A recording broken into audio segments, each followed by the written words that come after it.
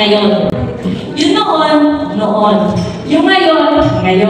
Sabi nga, kahit sa 10 anak o 2 anak, no comparison.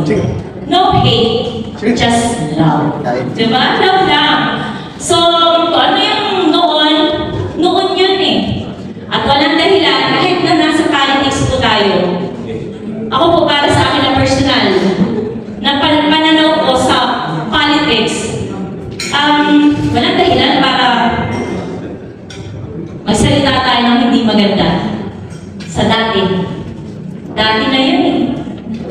Yung mga ex-kapitan, may pamamaraan yan kung paano niya aalagaan ang mga nasasakupan niya. Ganon din ang mayor.